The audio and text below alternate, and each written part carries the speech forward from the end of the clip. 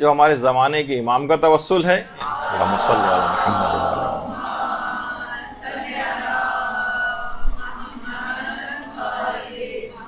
ان کا توسل بھی لازمی ہر دعا کے شروع میں اختیار کیا جائے۔ آیت اللہ بہجت یہ فرماتے تھے کہ اصلاح نماز پر ہی تمام ظاہر اور باطن کی درستگی کا انحصار ہے، یعنی جتنی آپ کی نماز اچھی ہوگی اتنی ہی آپ کی ظاہری اصلاح بھی آپ کی ہوگی اور باطن کی اصلاح بھی ہوگی۔ فرماتے ہیں نمازوں کو شروع کرنے سے پہلے حضرت حجت سے توسل اختیار کرو اور پھر نماز شروع کرو۔ السلام علیکہ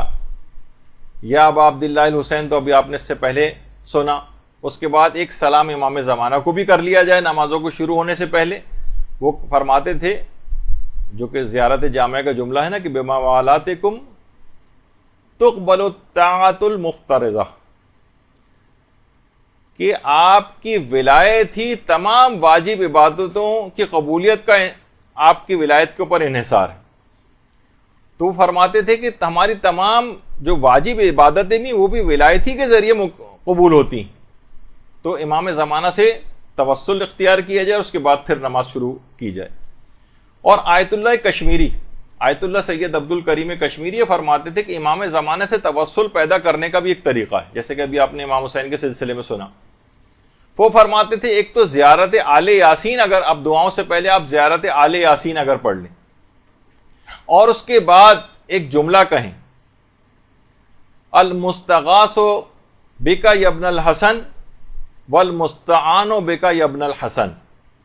یہ جملہ کہیں اور اس کے بعد کہیں یا صاحب الزما ادرکنی یا صاحب الزما اغیثنی،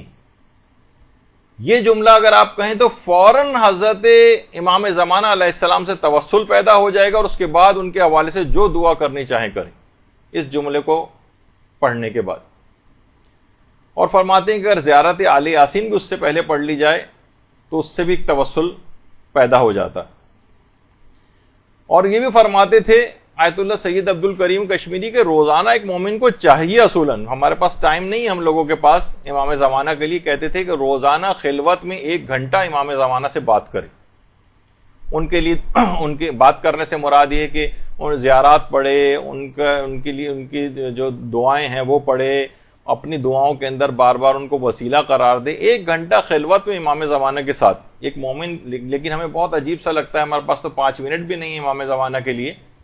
اپنی گفتگو میں ہم امام زمانہ کا تذکرہ نہیں کرتے، تو یہاں تک فرماتے تھے۔ تو اور بعض علماء تو یہ فرماتے ہیں کہ شب قدر میں اپنی تمام دعاؤں کو اگر انسان بھول جائے اور فقط صرف ایک دعا حضرت حجت کے ظہور کی دعا اگر وہ شخص کر لے تو یہ اس کے تمام مسائل کے حل کے لیے کافی، کوئی اور دعا نہ کرے، نہ اپنے لیے نہ کسی اور کے لیے مثلا، اور فقط حضرت حجت کی دعا کے لیے دعا ان کے ظہور ہو جائے، ان کا ظہور ہو جائے، بار بار اس کی تکرار کرتا رہے تو تمام دنیا کے مسائل کے حل کے لیے اس کی یہ دعا کافی۔ تو بہرحال یہی وجہ ہے کہ آیت اللہ عبد الکریم کشمیری یہ بات بھی جملہ ارشاد فرماتے تھے کہ جمعے کے دن عصر کا جو وقت ہے اور ہفتے کی جو شب ہے، وہ فرماتے تھے کہ یہ بہت غمگین وقت ہوتا ہے۔ جمعے کے دن عصر کا وقت اور ہفتے کی شب کا جو وقت ہے، وہ فرماتے ہیں بہت غمگین وقت ہے کہ تمام شیعوں کے اعمال ان اوقات میں امام زمانہ کے حضور پیش کیے جاتے ہیں اور ان کے اعمال کو دیکھ کر جو برے اعمال ہوتے ہیں امام افسردہ اور غمگین ہو جاتے ہیں، لہٰذا یہ وقت ہی بہت غمگین ہے۔ زیادہ تر افراد جو شیعوں کے اندر ہیں وہ اس قسم کے اعمال انجام دیتے ہیں کہ امام اکثر و بیشتر ان کے اعمال کو دیکھ کر غمگین اور رنجیدہ ہوتے ہیں کہ وہ وقت ہی تقریباً غمزدگی کا ہو گیا ہے۔